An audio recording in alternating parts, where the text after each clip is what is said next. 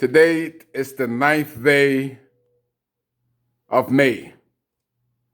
And as I've been thinking about this all night, all week, I want Bahamians to do due diligence and do the right thing.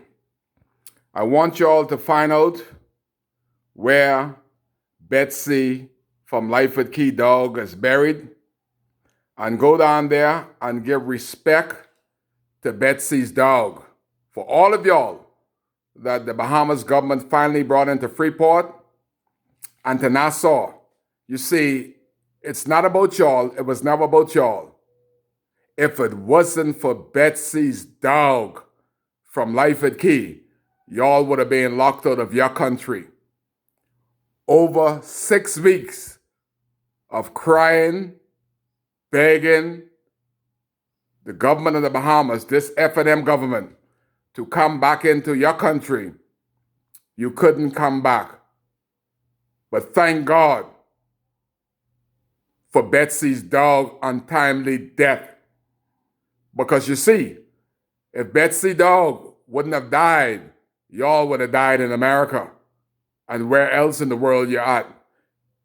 To this F&M government, a rich white lady from Life at Key, dog was more priority. You see, Abaconian, Betsy from Life at Key, dog, has more priority than the people of Marshaba, Abaco. Betsy dog couldn't stay out the ground 1 week. 3 weeks after Betsy from Life at Key dog died, the Prime Minister opened up the border to allow Betsy that lives in his constituency to come back and to bury her dog, while the people of Abaco cannot get their loved ones, and the Prime Minister of this country disallowed the burial of the dead after Hurricane Dorian 9 months in, can be buried. But a dog has more priority than the black citizen of this country. A white lady, dog. I wonder what kind of dog that is. Somebody please tell me what type of dog, so that this country would give allegiance to the dog that caused their loved ones to finally come home.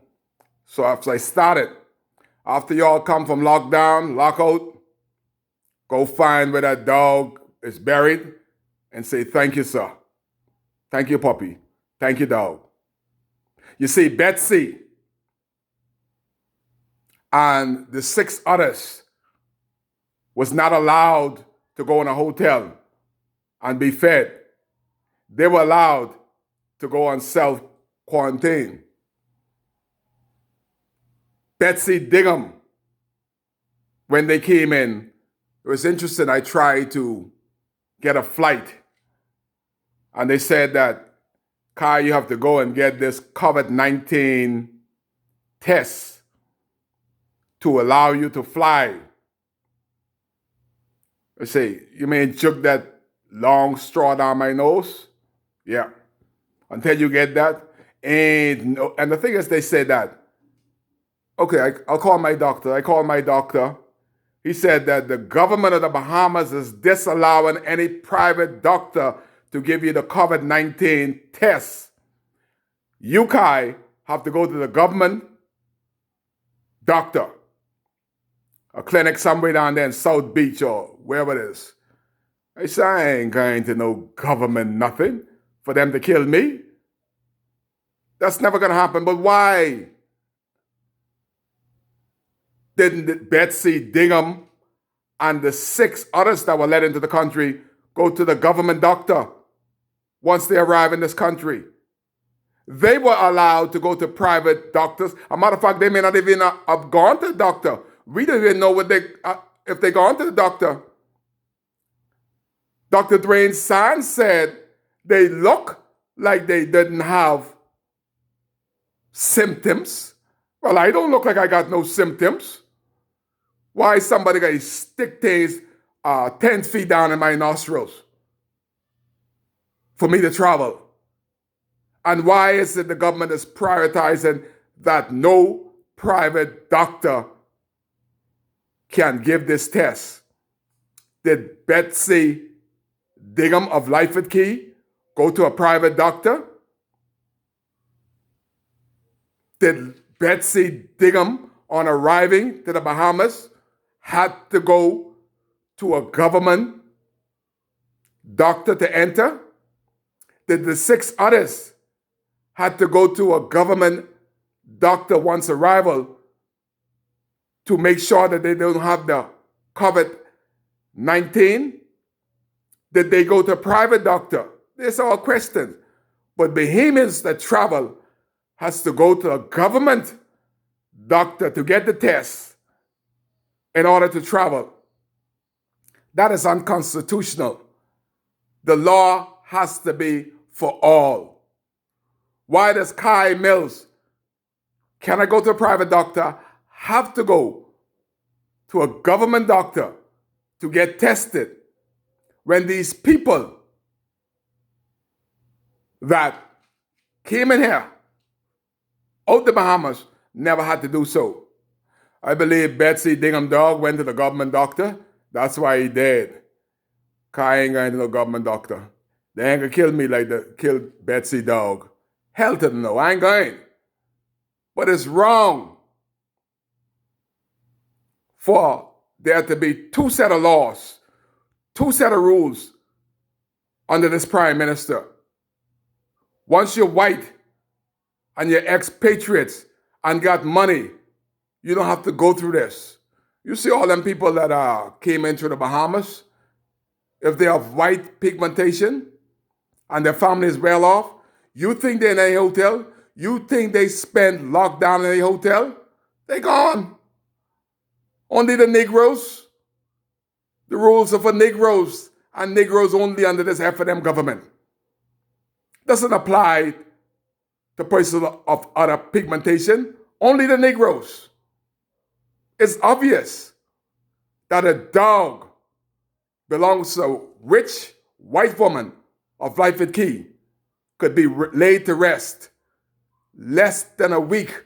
3 days after the dog dead, the prime minister opened the country up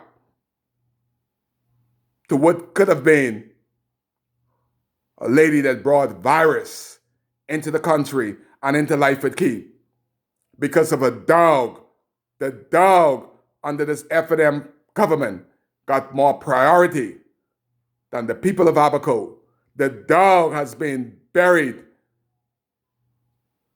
with a Christian burial less than 1 week. I could say this video, I could do this 1,000 times so it could resonate throughout the Bahamas, no, to the world, that the most honorable prime minister disallowed any Bahamians from entering this country.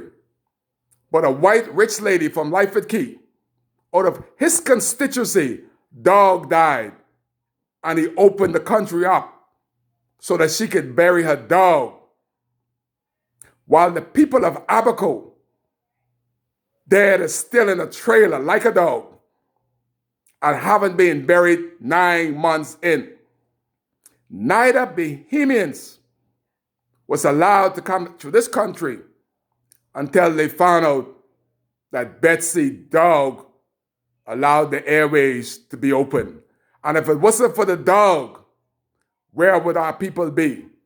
But I want that same spirit of burying the dog to resonate to the most honorable prime minister that our people is twice and 3 times more important than a dog. How dare he allowed a dog to be buried in this Bahamas before the people of Abaco?